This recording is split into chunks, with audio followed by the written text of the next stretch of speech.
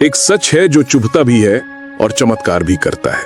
आप अपना भविष्य नहीं बदल सकते, पर अपनी आदतें बदल सकते हैं, और आदतें सच में आपका भविष्य बदल देंगी। एक बात और, जिंदगी में अक्सर हम अपने आसपास दूसरों की चमक दमक देखकर खुद को कमतर समझने लगते हैं। मन में सवाल उठता है कि क्यों मैं पीछे रह गया? क्या मेरी किस्मत में भी सफलता का सूरज उगेगा?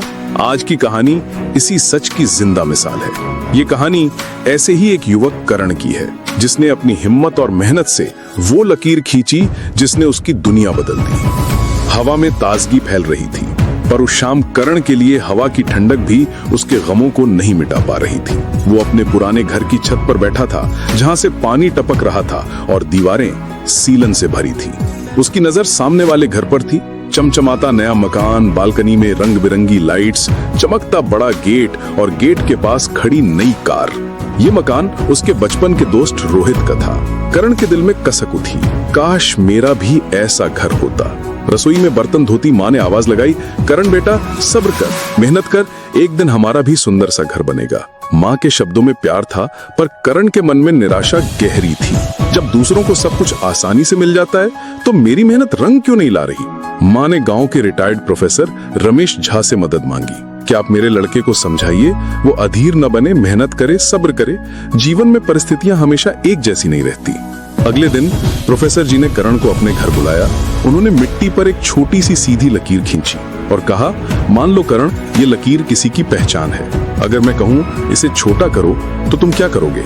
करण थोड़ा सोचकर बोला, छोटा करने के लिए आधी लकीर मिटा देता।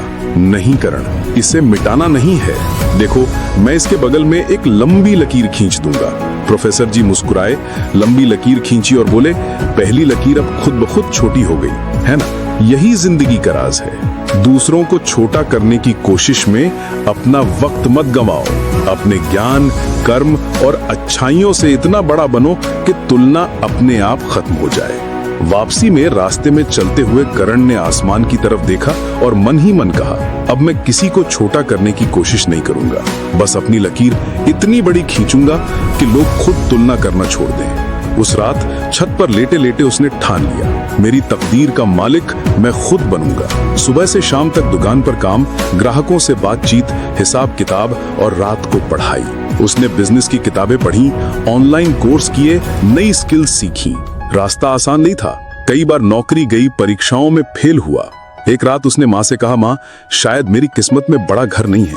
माँ ने मुस्कुराकर जवाब दिया, पहले तुम्हारा सपना बड़ा होना चाहिए, मेहनत से मत डर। बड़े सपनों का संघर्ष भी बड़ा ही होता है। करण ने अपना छोटा व्यवसाय शुरू किया, शहर से सामान लाकर गांव में बेचना। कमाई कम थी, पर आत्मविश्वास बढ़ रहा था। एक दिन शहर में वो रोहित से मिला। रोहित ने हंसकर कहा, अरे भाई, अब भी यहीं हो? बड़े सपने देखने का समय आ गया है। ये सुनकर करण के भीतर आग जल उठी। उसने छोटे कर्ज लेकर बाइक खरीदी और बड़े बाजार से सामान लाना शुरू किया। नुकसान भी हुए, पर हर असफलता से उसने नया सीखा। 3 साल बाद उसकी कमाई इतनी हो गई कि उसने पुराने घर को तोड़ने का फैसला किया। घर टूटने के दिन दीवारों से कैलेंडर और पुरानी ट्रॉफियां हटाई और सीलन की खुशबू ने उसे बचपन में पहुंचा दिया। उसने मन ही मन कहा, मुश्किल है मोह छोड़ना, लेकिन बदलाव जरूरी है, वरना सपने भी पुराने हो जाते हैं। 4 साल बाद उसी जगह 2 मंजिला शानदार मकान खड़ा था। सफेद दीवारें, कांच की खिड़कियां और सुनहरी नेम प्लेट। करण शर्मा।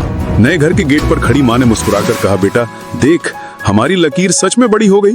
उसने उनके हाथ पकड़कर कहा, मां ये लकीर मैंने नहीं, हमने मिलकर खींची है। मोहल्ले में चाय पीते हुए रोहित ने कहा, भाई तूने कमाल कर दिया। करण मुस्कुराया, ये तो बस शुरुआत है, अभी असली लकीर खींचनी बाकी है। उसके मन में अब साफ था, मंजिल तो और ऊंचाई पर है और सफर अभी जारी है।